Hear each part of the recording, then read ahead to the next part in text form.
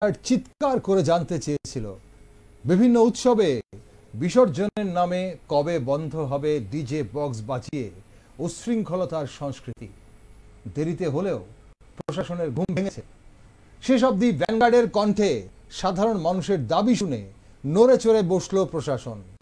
এবছর মায়ের গমনে নিষিদ্ধ করা হলো ডিজে। 14ই অক্টোবর হতে চলেছে বিসর্জন কার্নিভাল। সেই কার্নিভাল সহ গোটা শারদোৎসবে ডিজে নিষিদ্ধ করা হয়েছে। যেসব সংস্থা নির্দেশ অমান্য করবে তাদের কোনো পুরস্কার দেওয়া হবে না, এমনটাই আপাতত জানা গেছে। তবে শুধুই কি ডিজে সংস্কৃতি আমাদের উৎসবের ভাবমূর্তি নষ্ট করছে, গরিমা নষ্ট করছে? মুখ্যমন্ত্রীর আবেদনের পরেও চাঁদা নিয়ে জোর জুলুম থেকে শুরু করে নেশাগ্রস্ত অবস্থায় রাস্তায় উচ্ছৃঙ্খলতা আমাদের উৎসবগুলোকে কতটা আনন্দদায়ক করছে। বলা হয় উৎসবের দেশ ভারতবর্ষ। বৈচিত্র্যময় আমাদের দেশে বিভিন্ন ধর্মের বিভিন্ন সম্প্রদায়ের বসবাস। তাই প্রতি বছর নিয়মিতভাবে অনেক উৎসব পালিত হয়। শুধু উপবাস আর আনন্দ উল্লাস করার নামই কি উৎসব? নাকি উৎসব উদযাপনের একটি গভীর অভ্যন্তরীণ তাৎপর্য রয়েছে? উৎসবের মধ্যে কিছু ধর্মীয়, কিছু ঋতুর উপর ভিত্তি করে এবং কিছু জাতীয় গুরুত্বের উৎসব থাকে। সমস্ত উৎসবগুলো একটি বর্ণিল পরিবেশ, অত্যন্ত উৎসাহ এবং সম্প্রীতির সাথে উদযাপিত হয় এবং প্রতিটি ধর্মের লোকেরা উপভোগ করে। কিন্তু এ রাজ্যে উৎসবকে কেন্দ্র করে পথে ঘাটে খুল্লা নেশাগ্রস্ত উচ্ছৃঙ্খল হয়ে উঠলেও তাদের নিয়ন্ত্রণ করার কোনো উদ্যোগ কি নেয় প্রশাসন? প্রশাসনের কোনো উপায় আছে কি? নাকি উপায় থাকলেও ইচ্ছে থাকে না? বিভিন্ন পুজো ও উৎসবের নামে যেভাবে দিন দিন রাস্তাঘাটে উচ্ছৃঙ্খলতা বাড়ছে, তাতে কি উৎসব এবং ধর্মের গরিমা অক্ষুণ্ণ থাকছে? পাশাপাশি উৎসবের দিনগুলিতে কতটা নিরাপদ মেয়ে, মহিলা ও নারীরা? নমস্কার, আমি দীপেন আর আপনারা দেখছেন নিউজ ভ্যানগার্ড। উৎসবের আনন্দে কতটা সুরক্ষিত থাকছে আমাদের নিজস্ব সংস্কৃতি, সেই বিষয়ে একটি বিশেষ টকশোতে আজ আমার সাথে রয়েছেন দুজন বিশিষ্ট শিক্ষাবিদ। রয়েছেন সব্যসাচী দাশগুপ্ত এবং মায়া মুখোপাধ্যায়। আপনাদের দুজনকেই স্বাগত আজকের অনুষ্ঠানে। দাশগুপ্তবাবু, প্রথমে আপনার কাছে আসি। মায়ের গমন কার্নিভাল সহ শারদোৎসবে ডিজে নিষিদ্ধ করা হয়েছে, তো কি মনে করেন সাধারণ মানুষ শব্দ সন্ত্রাসের হাত থেকে রেহাই পাবে বা শারদোৎসবে? এটা শুরু করতে গেলে আমার মনে হয় একটু আমাদের যেটা জানার আর বোঝার দরকার যে এটা কোথা থেকে এসছে। আমাদের এই শারদোৎসবটা কি আমরা ফেস্টিভ্যাল বলবো, আমাদের কালচার বলবো, না একটা রিচুয়াল বলবো? তিনটে জিনিসের কিন্তু তিনটে দিক থেকে যায়। তো যদি এটা এখন যদি আপনি আমাদের ইন্ডিয়ান নলেজ সিস্টেম বা ভারতীয় সংস্কৃতির যেটা ধারাবাহিকতা চলে আসছে, এটা দেখেন জ্ঞান পরম্পরা আমাদের যেটা, সেটা কিন্তু বলে যে ফেস্টিভ্যালটা রিচুয়ালস যদি আমি শুরু করি দিয়ে, এটা একটা সিস্টেমের মধ্যে এবং সবগুলোই রিচুয়ালস এবং কালচার যেটা, এটা খুব সায়েন্টিফিক্যালি ডেভেলপ করা হয়েছে। আচ্ছা, এটার সঙ্গে যেমন আপনি বললেন যে ঋতু মানে সিজনটা, তারপর এটার সাথে পারিপার্শ্বিক যে ধরনের আমাদের সোসাইটি, ওটার সাথে সামঞ্জস্য মিলিয়েই শুরু করা হয়েছে। আচ্ছা, আবার ফেস্টিভ্যাল যেটা, এটা কিন্তু যেমন রিচুয়ালসটা অনেকটা বাধা ধরা জিনিসের মধ্যে হয়। রিচুয়ালসে কিন্তু সবাই আমরা খুব আনন্দ উল্লাস করি এরকম ব্যাপার না, এটা একটা সায়েন্টিফিক প্রসেস দিয়ে গিয়ে কিছু একটা রীতিনীতি মেনে সবকিছু করতে হয়। তো এটা যে সবসময় আনন্দদায়ক হয় তা না। এখন দুর্গাপূজার কথা যদি আসে, তারপর যদি আমি বলি কালচার, এটা কিন্তু আমাদের সোসাইটিটাকে রিপ্রেজেন্ট করে, যেরকম আপনি বললেন আমরা কি দেখাতে চাইছি। কিন্তু ফেস্টিভ্যালটা কিন্তু একটা দু ধরনের ফেস্টিভ্যাল হয় আমাদের এখানকার। যদি দেখেন ইন্ডিয়ান পার্সপেক্টিভে, ফেস্টিভ্যালটা কোনো একটা ভালো সময় আসাটাকে আমরা সেলিব্রেট করি। ভালো সময় আসাটাকে, দুর্গাপূজাও কেন হতো? দুর্গাপূজা সেলিব্রেট করার মানে ছিল যে আমাদের যে আর্থটা নর্থ থেকে সাউথ, আর সাউথের রোটেশন থেকে নর্থে আসার পরেই আমরা বোধন মানে আগমনীটা করি, তারপর যাই। তারপর এটাকে আমরা করতে চেয়েছিলাম খুব ভালো করে, যে যেন এটা একটা সেলিব্রেশনের মোড হয়, খুব ভালো দিনের। আচ্ছা, তো ওই সময়টা যদি দেখেন, যখন দুর্গাপূজা শুরু হয়েছিল, ওই সময়টায় এই আনন্দ উল্লাস করার জন্য, আনন্দ উপভোগ করার জন্য বা সেলিব্রেট করার জন্য যে পরিবেশটা ছিল, এটা কিন্তু ক্লাইমেটিক্যালি খুব লিঙ্কড। আপনি ওই সময় যদি দেখেন, আমরা আজকে থেকে 200-300 বছর আগে যখন শুরু হয়েছিল শারদোৎসব, তখন এই সময়টা খুবই আনন্দদায়ক সময় ছিল। মানে আনন্দদায়ক সময় মানে পরিবেশটা এরকম ছিল, টেম্পারেচার খুব একটা ভালো থাকতো, শরতের আবহাওয়া ভালো থাকতো, আমরা আনন্দ করতে পারতাম, এনজয় করতে পারতাম জিনিসটা ওই সময়টায়।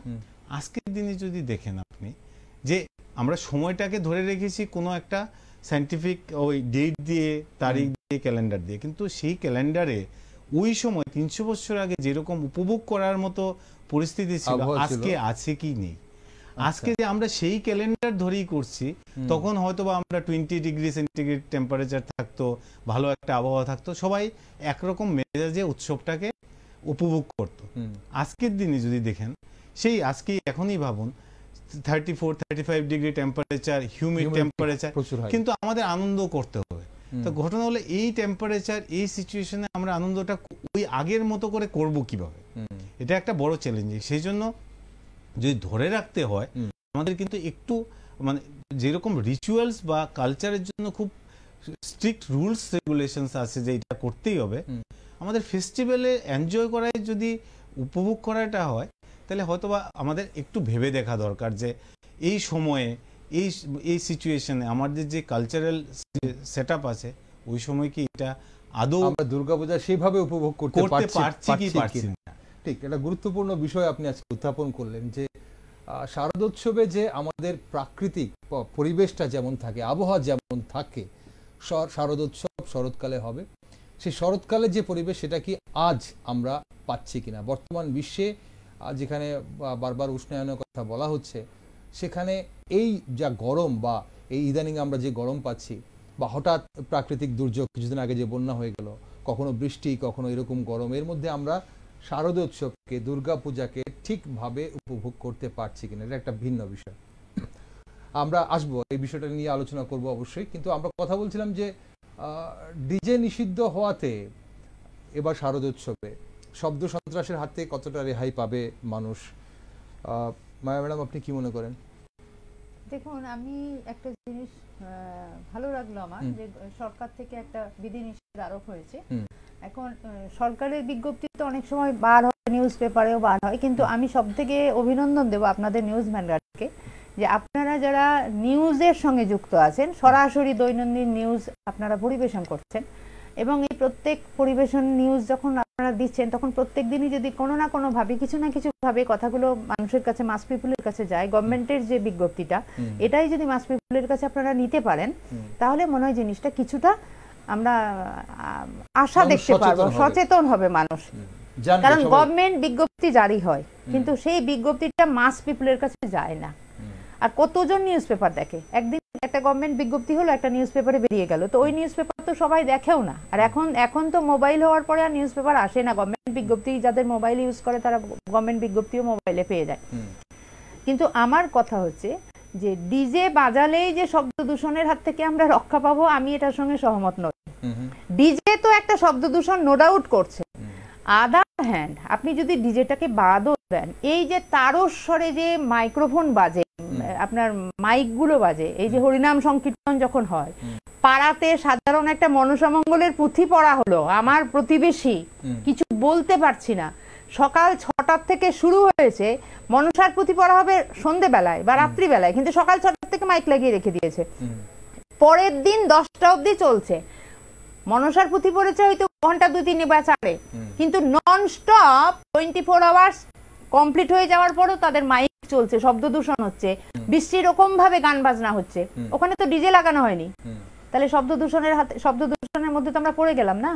সুতরাং ডিজেটাকেই যে আমি ধরে নেব শব্দ দূষণ করছে, নট দ্যাট, ডিজের সঙ্গে আনুষঙ্গিক আমাদের যে আরো ব্যবহার করছি আমরা, এবং নট অনলি দ্যাট, আমাদের মেন্টালিটি, আমাদের মানসিকতাটা এমন একটা জায়গায় পৌঁছে গেছে যে আমরা যত বেশি তারস্বরে আমরা জিনিসটাকে সেলিব্রেট করতে পারবো, ওইটাকেই মনে করি আমরা সাংঘাতিক, সেটাই একটা বিশাল। দেখুন, আমরা যখন ছোট থেকে বড় হয়েছি, আমরা যখন ইউনিভার্সিটিতে পড়াশোনা করি বা কলেজে যখন পড়াশোনা করি, হ্যাঁ আমাদের কাছে কিন্তু হোম থিয়েটার একটা বিশাল ব্যাপার ছিল। হোম থিয়েটার ঘরে লাগাবো, গান শুনবো, খুব আস্তে আস্তে সাউন্ড দিয়ে ঘরের মধ্যে শোনা হবে, এটাই ছিল আমাদের একটা ফ্যাশন বা আমাদের একটা হবি।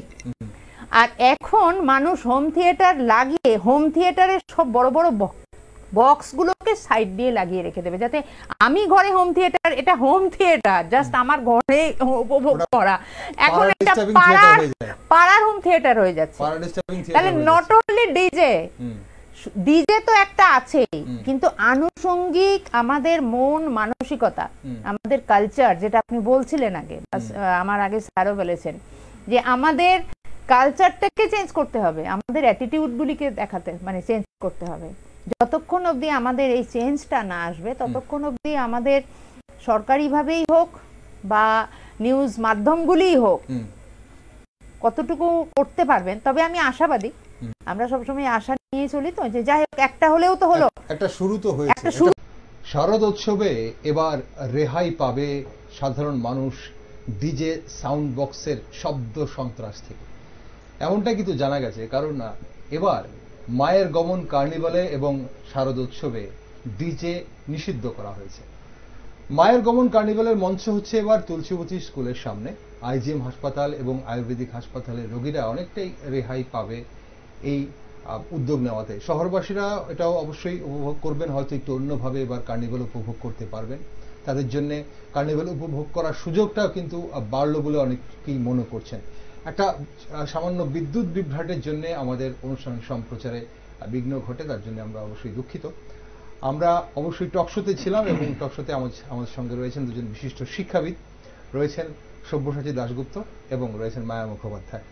আমরা যে বিষয়টা নিয়ে আলোচনা করছিলাম যে ডিজে বন্ধ হলে এবার একটু রেহাই পাবে শব্দ সন্ত্রাস থেকে, পাশাপাশি যখন এই আমাদের মায়ের গমনের কার্নিভাল যে হয়, কার্নিভালের যে মূল মঞ্চটা সিটি সেন্টারের সামনে থেকে সরিয়ে নিয়ে যাওয়া হয়েছে এখন মহারানী তুলসীবতী স্কুলের সামনে। তো এখানে যে দুটো হাসপাতাল রয়েছে, আয়ুর্বেদিক হাসপাতাল, স্টেট আয়ুর্বেদিক হাসপাতাল, আইজিএম হাসপাতাল, এই দুটো হাসপাতালের রোগীরা এবং রোগীর আত্মীয় পরিজন একটু রেহাই পাবে বলে মনে করেন? কিছুটা হলেও নিশ্চয়ই হবে। তবে এটা করার জন্য যদি আমরা একদমই এটাকে সেভ করতে চাই, যেহেতু এই উদ্যোগটা নেওয়া হয়েছে অলরেডি এখান থেকে সরিয়ে তুলসীবতীর সামনে, তো এই জোনটাকে অ্যাটলিস্ট নো সাউন্ড জোন করেও একটু জায়গা চালাতে পারে, সবটা রাস্তায় চলো। যখন এতটাই পরিশ্রম করে এতটা উদ্যোগ নিয়ে সরকার এটা সরাতে পেরেছে, তা আমি বলবো যে একটু পোস্ট অফিস চৌমনি থেকে একটু আগে এসে ওই জায়গা থেকে সিটি সেন্টারের এই সামনের জায়গাটুকুকে এটা খুব ভালো মেসেজও যাবে যে মানে আমরা খুব কনসার্ন ওয়েতে কাজ করছি। তো আয়ুর্বেদিক হসপিটাল আর প্যারাডাইস চৌমনির এই যে জায়গাটা, এই জায়গাটাতে নো সাউন্ড জোন করে দিলে খুব ভালোই হয় একদম। আর শুধু মায়ের কার্নিভালে আমরা যারা শহরবাসীরা বা নগরবাসীরা যারা দেখতে দুপারে দাঁড়িয়ে পড়েন, তারা যে শুধু শব্দ বা ডিজের বক্স হোক বা জোরে কোনো গান বাজবে সেটা শুনতেই যে উপভোগ করতেই যে সেখানে দাঁড়ান তা কিন্তু নয়। সেখানে মায়ের প্রতিমা যারা হয়তো প্যান্ডেলে গিয়ে দেখতে পারেননি, অনেক বয়স্ক মানুষরা আছেন, যারা প্রবীণ নাগরিকরা আছেন, যারা হয়তো প্যান্ডেল হপিং করতে পারে না, বিভিন্ন মণ্ডপে ঘুরে বেড়াতে পারে না, তারা হয়তো বাড়ির সামনে, বাড়ির উঠোনে, বাড়ির গেটের সামনে, ছাদে দাঁড়িয়ে একটু মায়ের প্রতিমা দর্শন করার চেষ্টা করে। সেখানে যদি আমাদের সংস্কৃতির বা এই যে আমাদের বাঙালি সংস্কৃতির নানান ধরনের বা আমাদের ত্রিপুরা রাজ্যের বিভিন্ন কালচারের অনেক কিছু যদি প্রেজেন্ট করা হয়, সেখানে করা যেতে পারে। সাউন্ড সেখানে প্রাধান্য নাই বা নাই পেল। ওকে, হ্যাঁ বলুন। হ্যাঁ, আমি যে কথাটি মানে আপনি যেটা বলছেন এটা প্রসঙ্গে গিয়ে আমি একটা কথাই বলতে পারি যে দেখুন, এখন দুর্গার যে ভাসান এটাতে ডিজে বন্ধ হচ্ছে, এটা একটা শুভ উদ্যোগ আমি মনে করব সরকার থেকে নেওয়া হচ্ছে। পাশাপাশি শুধু এটা দুর্গাপুজো না, তো আমাদের এখন ফেস্টিভ্যাল সিজন চলছে, কিন্তু দুর্গাপুজোর থেকে একদম কালী পুজো চলে আসবে, কালী পুজো থেকে পরপর চলতে থাকবে একটার পর একটা আমাদের অনুষ্ঠানগুলি। কালী পুজোর সময় ডিজে তো আছেই, সঙ্গে আছে শব্দ দূষণ, বাজি ফটকা। লক্ষ্মী পুজোর থেকে শুরু হবে, দুর্গা পুজোতেও কিন্তু ফাঁকে ফাঁকে বাজি ফাটছে। এই যে বাজির যে দূষণ, এটা শুধু শব্দ দূষণ না, এটা পলিউশন অলসো, মানে আর এক ধরনের পলিউশন, যেটা বাজির যে আগুন ধোঁয়া, এগুলোতে আমাদের পুরো পরিবেশ দূষিত হচ্ছে। এই ব্যাপারটাও খেয়াল রাখতে হবে, কারণ এখন মানুষের ঘরে আমি দেখি, অবাক হয়ে যায় কিছু কিছু মানুষের বাড়িতে গেলে, যে ছেলে মেয়েরা পোশাক আশাক জামা কাপড় যেমন কিনছে, সঙ্গে সঙ্গে বাজিও, এবং সে বাজিগুলো আবার আমাদের মতো তারাবাজি টারাবাজি মনে হয় এখন কেউ ফাটাই এখন কেনেই না, মানে আলো এবং আগুন একসাথে থাকবে। তো দূষণ তো শুধু ডিজে না, ডিজে আছে, ডিজে তো আছেই, মাস্টলি আছে।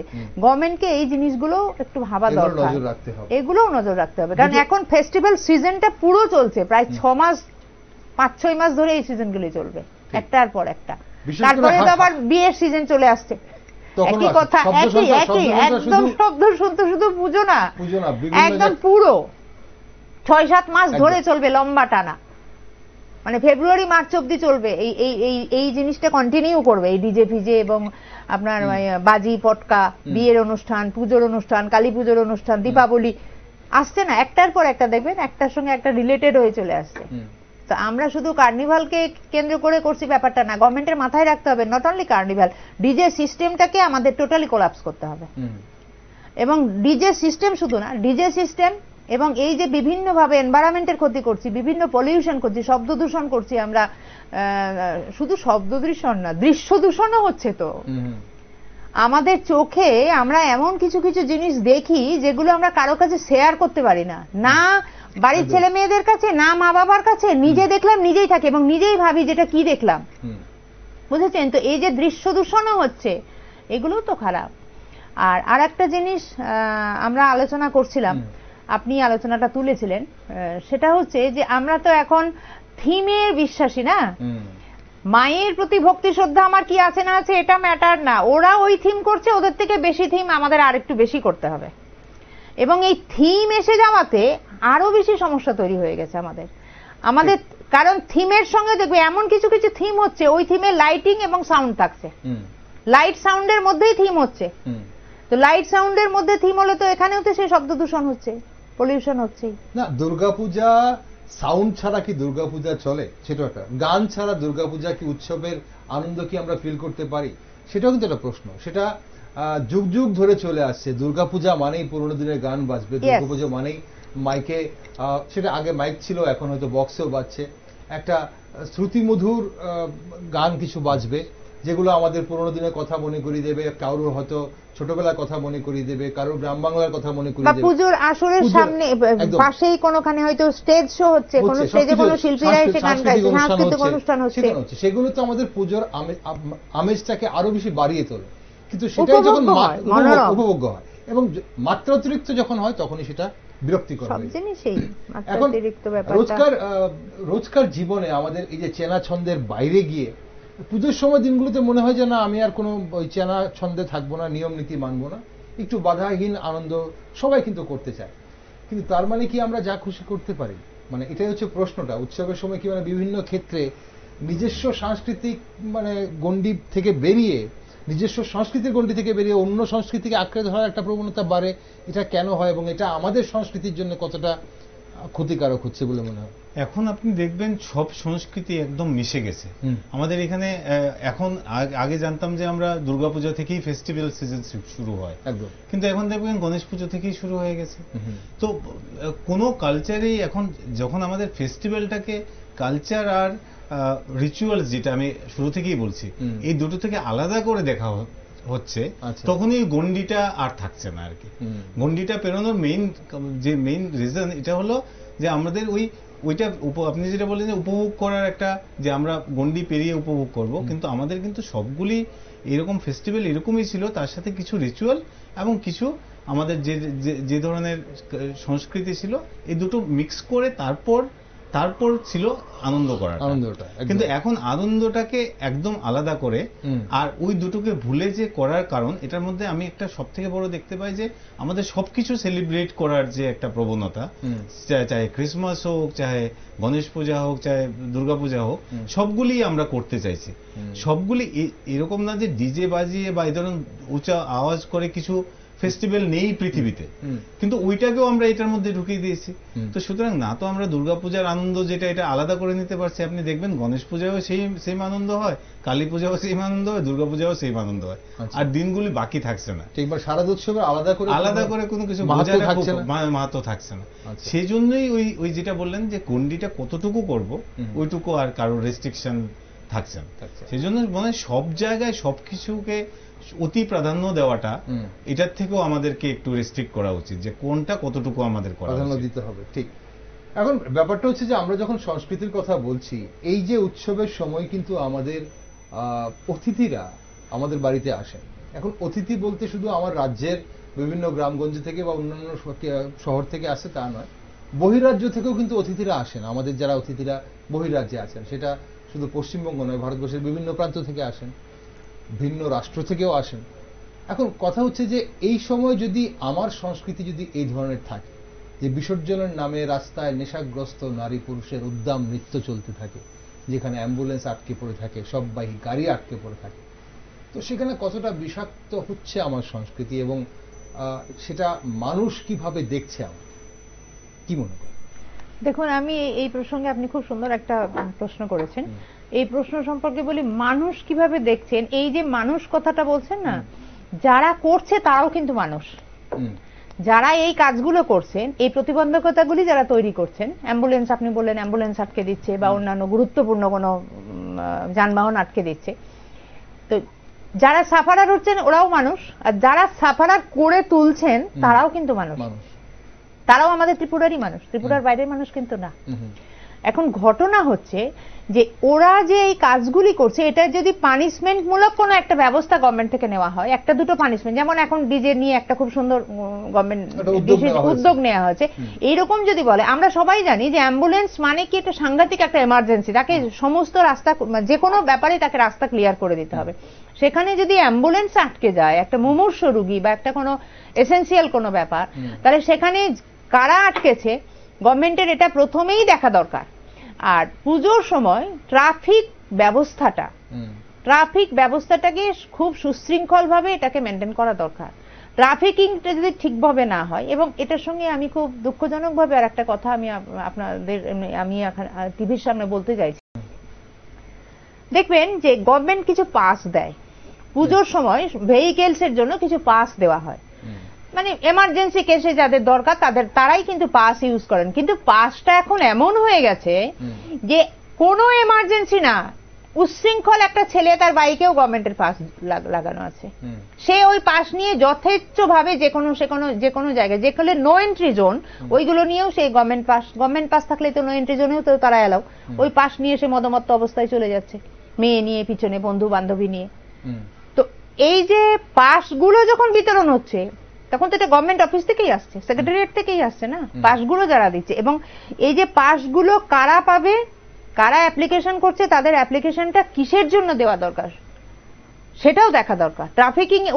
ট্রাফিক তো রাস্তাতে দেখবে, কিন্তু পাস যখন ডিস্ট্রিবিউট হচ্ছে তখন এটা দেখা দরকার। যদি এই জিনিসগুলো না হয়, তাহলে কিন্তু আমরা কোনোভাবেই শুধু এই উচ্ছৃঙ্খলতা শুধু ডিজে বন্ধ করলেই হবে না। এখন এই যে দেখবেন আপনি, আমি জানি না, এবং আমার পূর্ব অভিজ্ঞতা আছে, আমি এখানে সেটা বলতে চাইছি না কেন, এই ধরনের অভিজ্ঞতা আমার জীবনে অনেক ঘটেছে, পাস্ট আমি জানি, যে পুজোর 2 মাস আগের থেকে পাস নেওয়ার জন্য কারাকারি শুরু হয়ে যায়। কে পাস পাবে, কে পাস পাবে না, কাকে পাস দেওয়া হবে। তো আমার তো মনে হয় এটা তো একদম খুব সুনির্দিষ্ট ভাবে গভর্নমেন্টের মাথাতে আছে যে কারা পাস পাবে, ঠিক না? একটা সাধারণ অর্ডিনারি একজন একটা পাস লাগিয়ে ঘুরে বেড়াচ্ছে, সেটা কি করে সম্ভব? নির্দিষ্ট কারণেই পাস দেওয়া হয়, সেটা অবশ্যই যখন পাসের জন্য বিজ্ঞপ্তি জারি করা হয় ট্রাফিক দপ্তর থেকে, সেই দপ্তরের সেই বিজ্ঞপ্তিতে একদম স্পষ্টভাবেই লেখা থাকে কেন, কিভাবে হবে।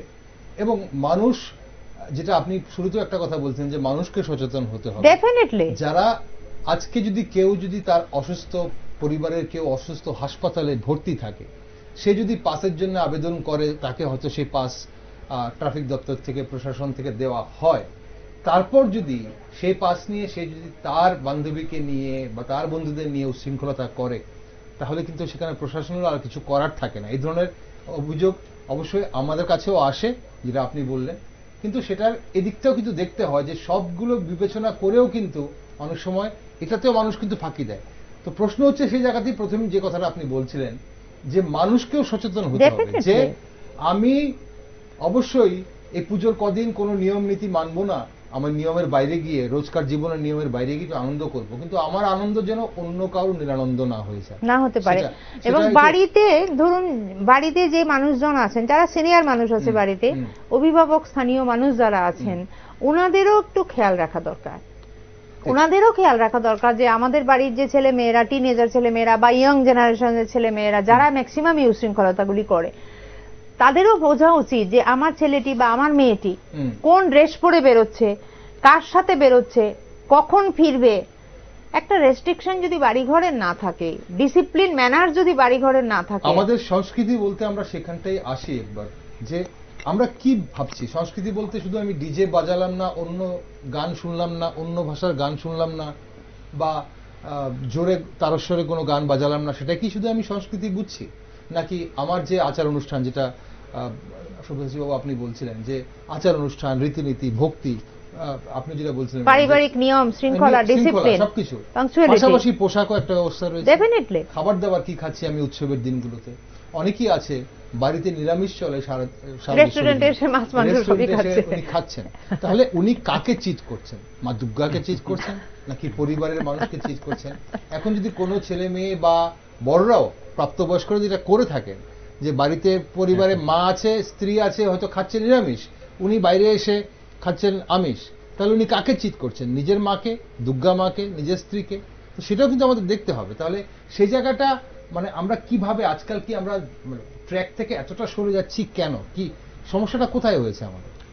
এটা বোধহয় আমাদের অনেকটা যে ইন্ডিভিজুয়াল চলার যে প্রবণতা, আপনি আজকেও দেখবেন প্রবাসে অন্য জায়গায়, মানে যেখানে খুব সংখ্যা লঘু বাঙালিরা থাকে বড় বড় শহরগুলিতে বা অন্য জায়গায়, দেখবেন ওইখানে গেলে কিন্তু আপনার এই ফিলিংটা হবে না। ওইখানে সবাই দেখবেন একটা কমিউনিটি যারা থাকে, ওরা সবাই একসাথে 4 দিন এই সময়টায়, অনেক জায়গা আছে যেখানে 4 দিন বাড়িতে রান্না সবাই ওইখানেই কমিউনিটিতে রান্না হয়, সারাদিন পূজা থেকে শুরু করে সবকিছু সব হয়। এবং এরা ওই জায়গায় দেখবেন সারাদিন সাংস্কৃতিক অনুষ্ঠান চলছে।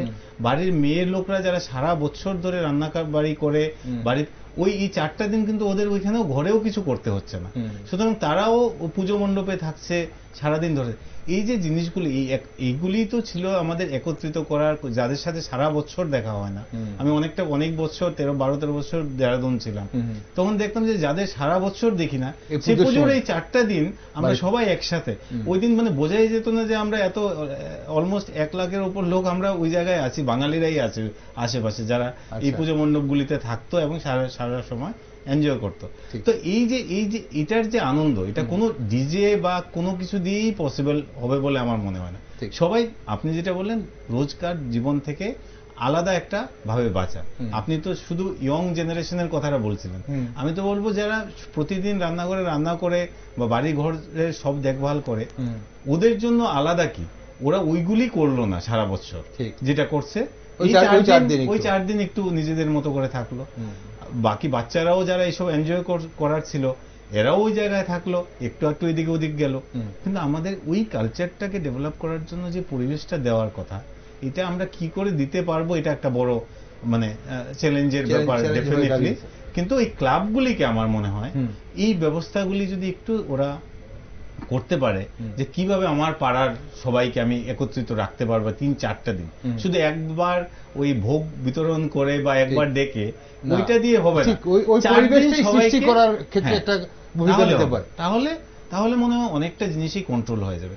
যেমন সব পাড়ায় সব পুজোয় সবার গার্জিয়ান সবাই থাকবে, এতটা উচ্ছৃঙ্খল হওয়ার কোনো কারণ আমি দেখতে পাই না। ঠিক ম্যাডাম, আপনি পোশাকের কথা বলছিলেন এবং এক্ষুনি সুব্রতী বাবু যেটা বলছিলেন যে প্রবাসে যখন এই পুজোগুলো হয় আমরা তখন দেখি সেখানে পোশাক থেকে শুরু করে খাবার দাবার সবকিছু একটা ফিল আসে। এখন প্রশ্ন হচ্ছে যে বাঙালির শারদোৎসব, বাঙালির দুর্গাপূজা, এখানে অনেকেই অপেক্ষা করে যে পুজোর 4 দিন আমি কিভাবে সেই যে সিনেমায়, যে হিন্দি সিনেমায় যে পোশাক দেখেছি, সেখানে হিরোইন যে ছবি পোশাক পরেছে বা হিরো যে ছবি পোশাক পরেছে সেগুলো পরবো। এবং আমরা পুজোর সময় দেখি এরকম কিছু রাস্তায় ধরা পড়ে, এরকম কিছু পোশাক। এখন শুধু ছোটদের আমি দোষটা দিচ্ছি না, এটা কিন্তু আজকাল কিন্তু প্রাপ্তবয়স্ক এবং বড়দেরও কিন্তু একই রকম একটা ট্রেন্ড দেখা যাচ্ছে। এখানে আমাদের অনুষ্ঠানের সংস্কৃতি থেকে আমরা কি সরে যাচ্ছি না? তাহলে কি দেখুন, এখন সংস্কৃতিটা আমি বলছি যে আমাদের বিশ্বায়ন হচ্ছে, তো আমরা তো বিশ্বায়ন না, গ্লোবালাইজেশনে ঢুকে গেছি। একদম। এখন বিশ্বটা আমাদের হাতের মুঠোই। আর আমাদের যে ইন্ডিয়ান যে কাস্টম, ইন্ডিয়ান যে কালচার, এটা কিন্তু আমি ইন্ডিয়ান বলে বলছি না, এই আমাদের ইন্ডিয়ান কাস্টম কালচারকে সারা বিশ্বের মানুষ ঈর্ষা করে। একদম। এবং সারা বিশ্বের মানুষ নট অনলি রেসপেক্টও করে।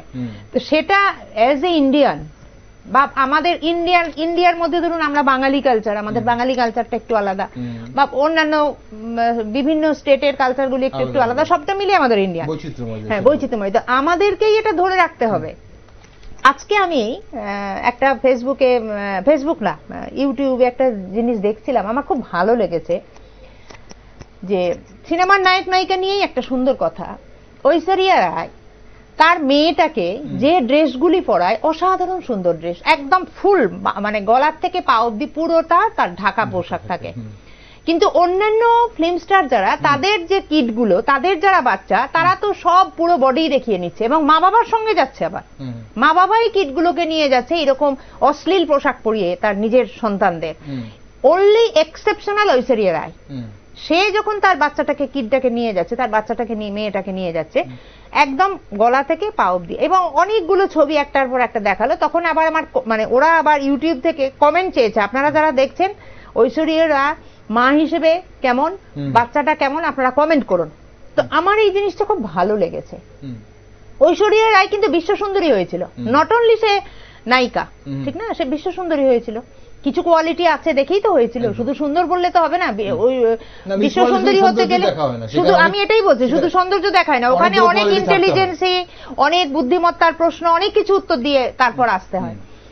এবং শুধু তাই না, এবং ওইখানে বলছে যে ঐশ্বরিয়া রায় মেয়েটাকে, 12-13 বছর তো মেয়েটার বয়স হয়ে গেছে, খুব টল ফিগার, সুন্দর দেখতে মেয়েটা দেখলাম, আমি অনুমান করছি 12-13 বছর হবেই মেয়েটার বয়স।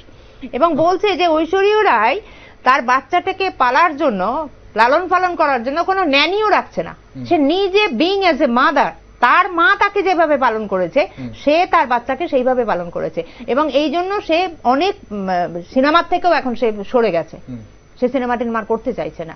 তাহলে এটাই হচ্ছে আমাদের ইন্ডিয়ান মাদারের কালচার। সে সিনেমার নায়িকা হতে পারে, কিন্তু তার মাথার মধ্যে আছে যে আমি ইন্ডিয়ান মাদার, ঠিক না? তো আবার অন্যদের মাথাতে সেটা থাকে না। তো এই যে ম্যান টু ম্যান ভ্যারি করছে না, এই যে আপনি পোশাক আশাকের কথা বলছেন, আমি সেটাই বলছি, গ্লোবালাইজেশন হয়ে যাচ্ছে। আমরা বাবা মারাই আমাদের সন্তানদেরকে সেটা শেখাচ্ছি। আমরা বাবা মারা ভাবছি যে ওর সন্তান এরকম পড়েছে, আমার সন্তানকে ওর থেকে আরো বেশি কিছু পড়তে হবে। একদম। বাচ্চাদের দোষ দিলে হবে না। আমরা ছোটবেলা থেকে বাচ্চাদেরকে যেভাবে তৈরি করছি, বাচ্চারা সেভাবে যাচ্ছে। ধরুন আমি সাপোজ তারপরে বলছি, কোনো বাচ্চা মা বাবার কথা না শুনে একটা ড্রেস কিনে আনলো, মা বাবা রেস্ট্রিকশন দেবে যে তুমি এটা কিনেছো, এখন হয় ফেরত দাও, নতুবা এটা পড়তে পারবে না, এটা পড়বে না, এটা আমাদের কালচার নয়, এটা আমাদের পরিবারের অসম্মান হবে, তোমার অসম্মান হবে, তোমার অসম্মানের সঙ্গে সঙ্গে আমাদের অসম্মান হবে। আমি আমার ছেলের কথা বলি, দেখুন ও এখন ইঞ্জিনিয়ার, বিশাল বড় ইঞ্জিনিয়ার, সেন্ট্রাল গভর্নমেন্টে চাকরি করে।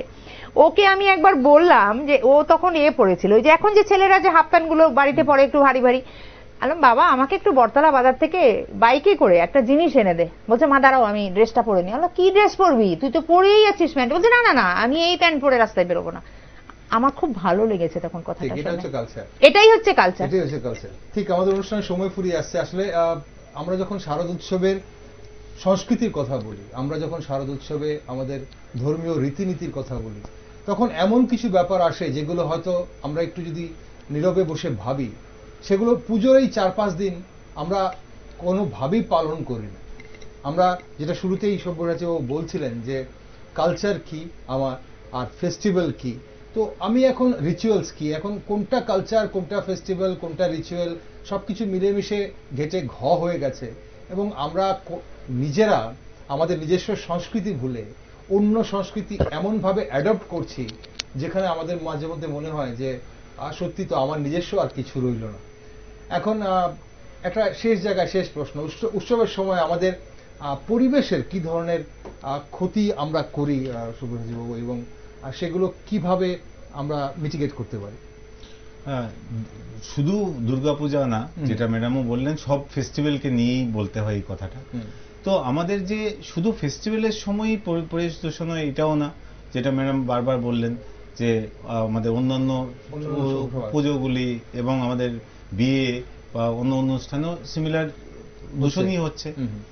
তো শব্দ দূষণ, পরিবেশ দূষণ, আমার মনে হয় সবগুলোর সাথে যেটা সবথেকে আমাদের যে মানসিক দূষণ যেটা, এটা যত সময় ঠিক করা যাবে না তত সময় বাকি দূষণগুলিকে কিছু বলে লাভ নেই। এইটুকু দূষণ হয়তোবা আমাদের একটা যদি আনট্রিটেড এফ্লুয়েন্ট একটা ইন্ডাস্ট্রি থেকে চলে যায়, এটার থেকে যতটা আপনার লেড, হেভি মেটালস যায় বা অন্য পরিবেশ জলের দূষণ হয়, তাই এটা যদি কম্পেয়ার করেন, এটা সবগুলি মায়ের বিসর্জনের পরেও অ্যাকসেপ্ট কালার, মায়ের শরীরে এরকম মাটি থাকে আর খড়কুটো থাকে, এটা দিয়ে খুব বেশি দূষণ হওয়ার কিছু নেই।